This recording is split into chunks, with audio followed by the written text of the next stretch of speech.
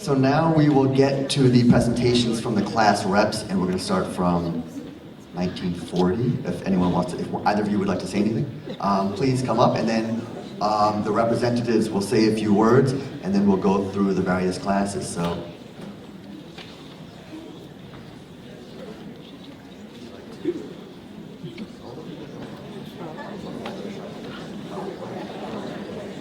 Can you hear me? Yeah. Okay. I'm Rosalind Sternberg Willett. I graduated in June 1940, and the high school was quite different. We started, I came from a junior high, so we started at a furniture warehouse on 32nd Street, and it was a kind of grim place, which I traveled to from the North Bronx on the 3rd Avenue L. So I got off the L and looked up, and there was the Empire State Building. Couldn't have been a more inspiring view. But the high school was really 1 year there, and then 2 more years at 96th Street.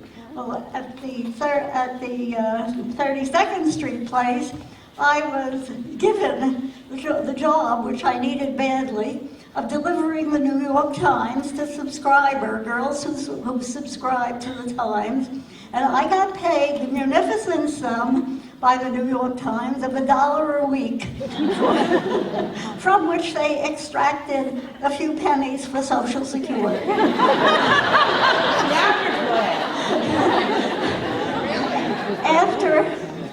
After that, I was told, in fact, at that place by a gym teacher. There was no gym there. There was no cafeteria either.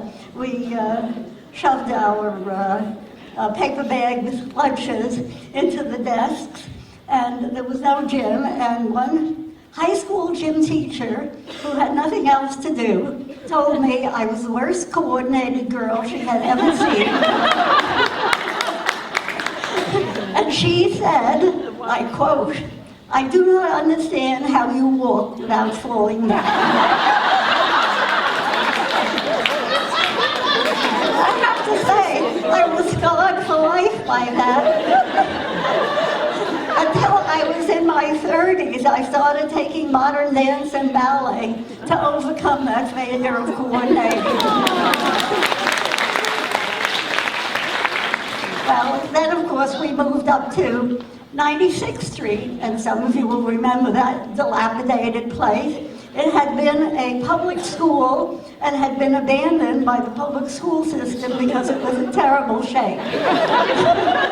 Then it was given to a Hebrew school, and the Hebrews abandoned it. So, of course, it came to the elite girls of Hunter College High School. And we went there for 2 years, and you have never seen as many mice scampering around the halls as inhabited that place. But, otherwise it was okay. And I came out having to tutor everybody else in geometry, which was a foreign language, until we understood what it was about. And I came out with a Regent Scholarship, which was kind of a lifesaver, $50 a semester. It meant a lot then. Well, there were a lot of interesting teachers there. There was a Miss Blunt who sang before Pearl Harbor. She sang for our class the Japanese national anthem. There was Miss Verplank. Does anybody remember Miss Verplank? Miss Verplank was an elderly lady, the last of a long line of early Dutch settlers in a little town on the Hudson River named Verplank in the Hudson Valley. And Miss Verplank would corner a girl, making her stand up in the class and answer one question after another until she was reduced to tears. And that satisfied Miss Verplank enormously. But there were a few other ones. And I was on the newspaper, what's what? I was the feature editor, which was kind of amusing also. Miss Sebring, I think. Mrs. Sebring was the faculty advisor. Well, that was Hunter High in my day, and I'm sure you're going to hear more about it.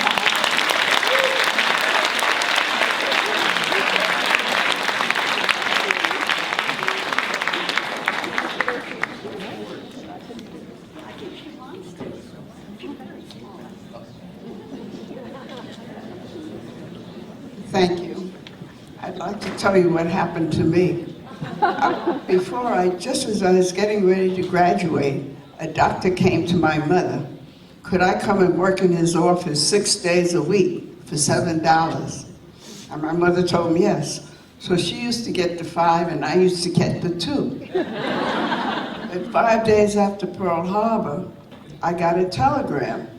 The Secretary of War invites you to come to Washington and work in the Adjutant General's office for $1,260 a year. I said, how did they get my name? Because you went to Hunter College High School.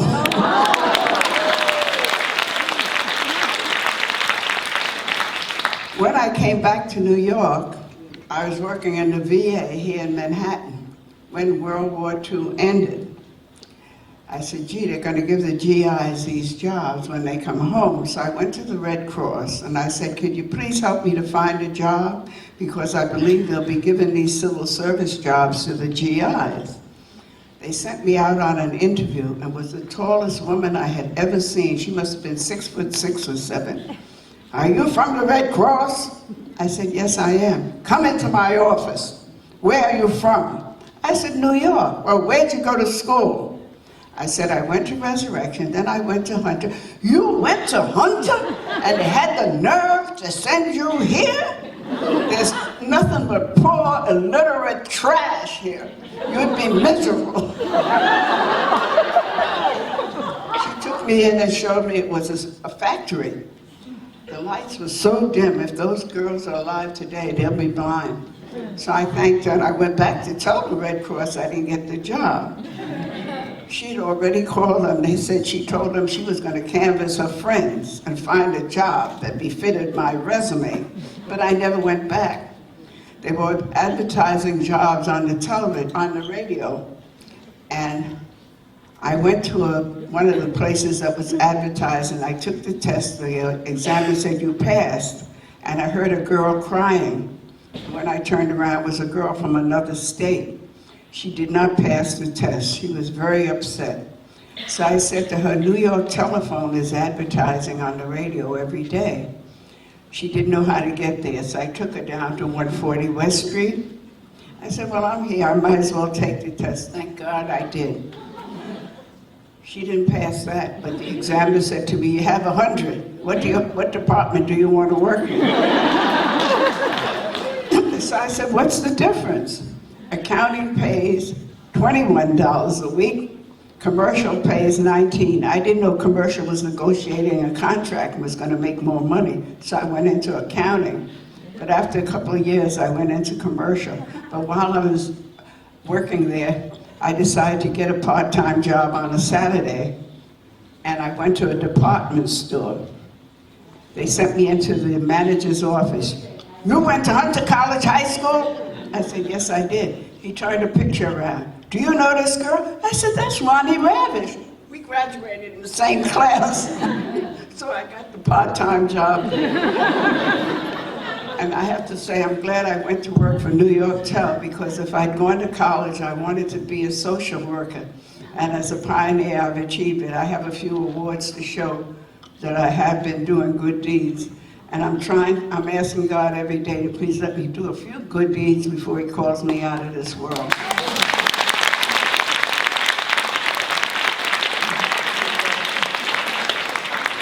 I've traveled all over the world with the pioneers on Santa Goodwill trips, visiting children's hospitals, orphans, and underprivileged.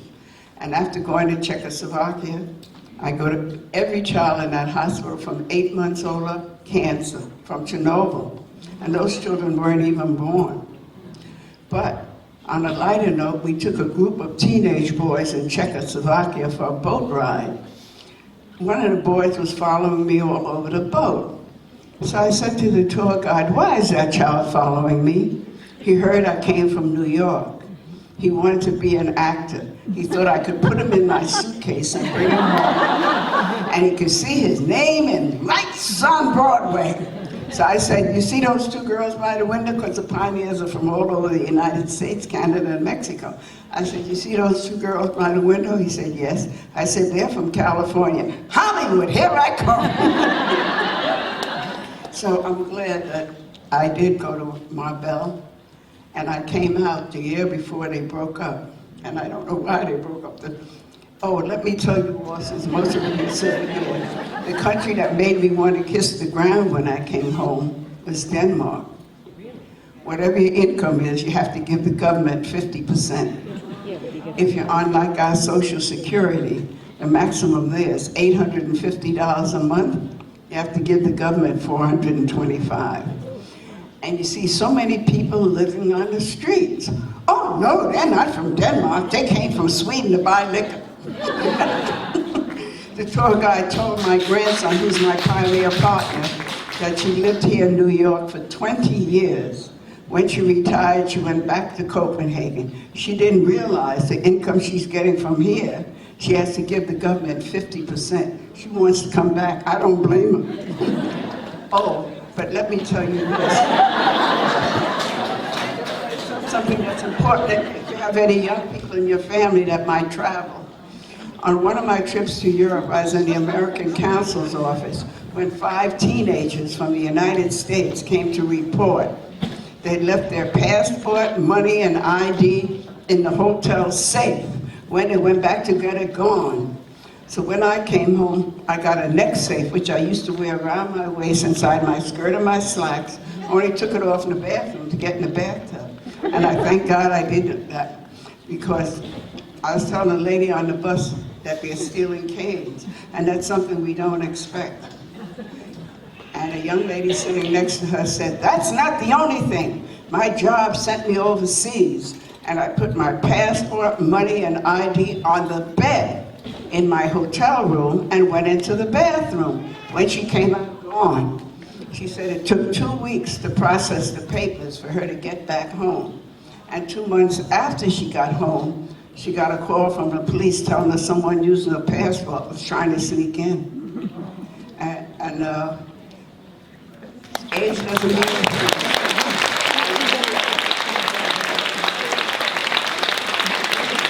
Thank you so much, class of 1940. So next will be representing the class of 1945, but if I could say one thing, we really do need to keep these speeches under 5 minutes. Great stories, but we want to be able to get lunch at 12. Okay, well, let's try to keep under 5 so everybody can get a chance. There's a lot of people who want to speak. So, class of 1945, here we go.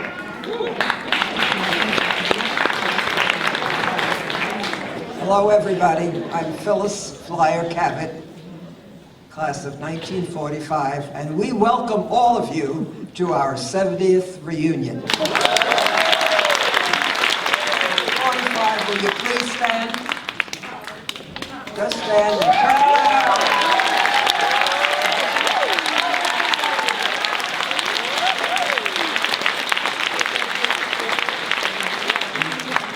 These women and I represent the combined classes of January and June of 1945. We lived through the Depression and World War II and the last years of the administration of Franklin Roosevelt. Our first speaker is going to tell you about what happened at Hunter just after World War II began. Her name is Joan Hollander, and she's going to tell you what the freshman, as a freshman, what she had to do. Joan.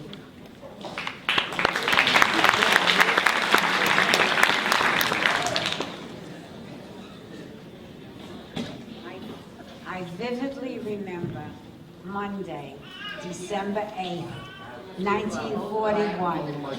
I never can use one of these. I vividly remember Monday, December 8th, 1941 of my freshman year. It was the day after Pearl Harbor was attacked.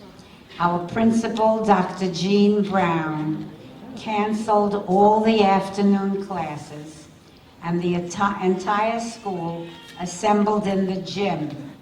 We went up on the top floor. This was on 68th Street in Lexington Avenue. And we listened over loudspeakers to President Franklin Roosevelt's radio address, where he uttered the famous words, "December 7th, a day that will live in infamy." And he declared that we were at war with Japan. Classes were dismissed, and we all were sent home, fearful of being bombed on the way home. And our 4 years were really marked by World War II. The Second World War was always part of every day that we lived. But we survived.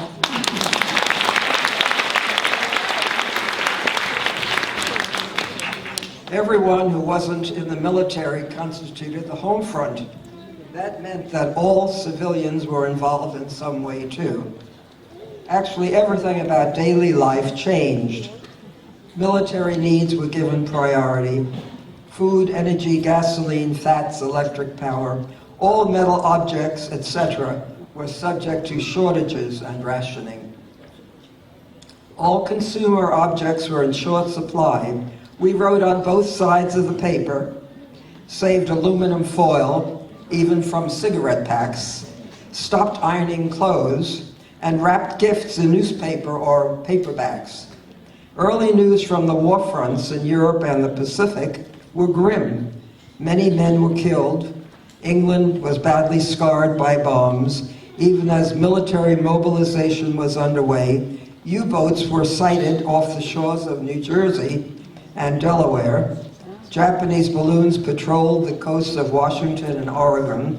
In short, these were scary times, and we were very fearful.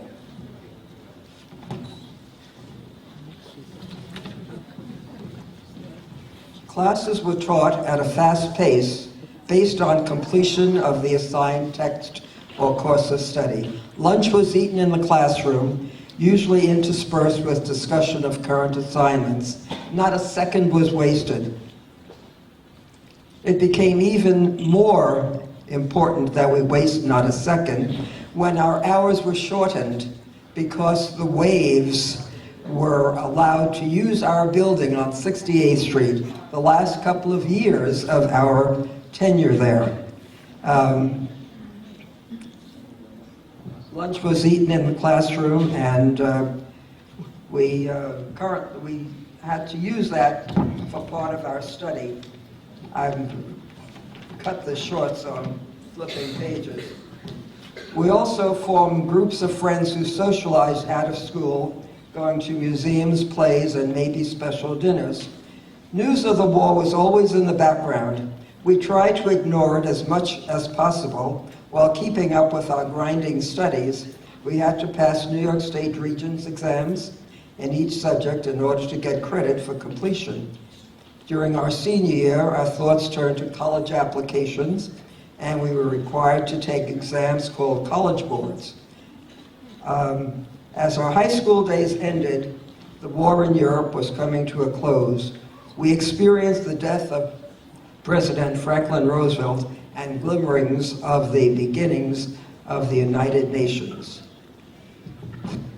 I'm going to introduce now our class pinup girl, Shirley BARER Levitt, was the person who, if you were on Facebook lately, on the Hunter High School segment, was the pictured in the chemistry lab. And we got an awful lot of response from people who are on Facebook. So here is Shirley. She is going to give us our final presentation.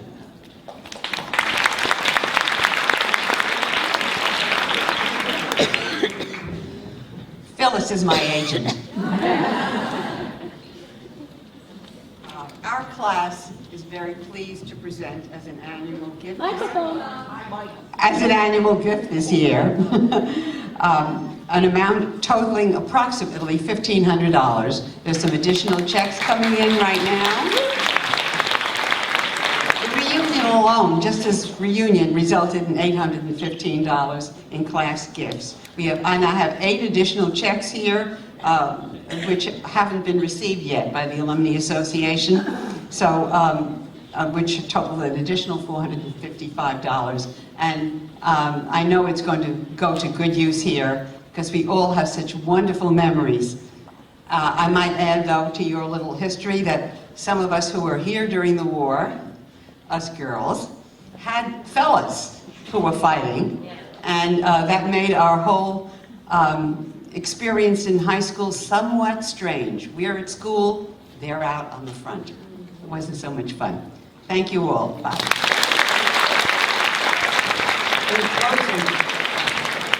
In closing, I just want to say that everything we really had to know in life, we learned at Hunter College High School. Thank you so much, Dr. Duncan, for that. You know what? I apologize. We have so little time. I hate to be the bad guy. We want to get through it. Can we keep it brief? I will be very brief. I think that many of us went to Hunter. I think better? Yes. I think, actually, I probably could speak. No! When you went to Hunter High School and you became an educator after Hunter College, there were people who said they were button homemakers, and we were all women at the high school and at the college. When everybody else was taking hygiene, personal hygiene, we were taking home nursing, and we took courses that were specifically because we knew that it was a war.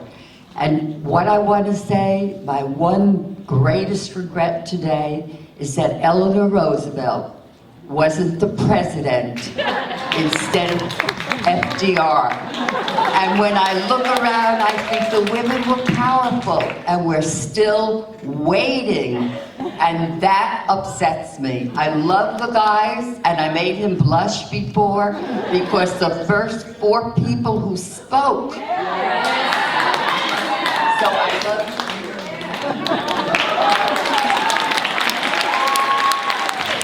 Thank you so much. I really apologize. I apologize. It's 5 minutes per class, and I hate to be the bad guy. I know I'm going to make a lot of enemies today. So I apologize. Let him go? Okay, fine. I'm really sorry. I am so glad that our school ended at 1 o'clock because that allowed me to go down to see Frank Sinatra and scream.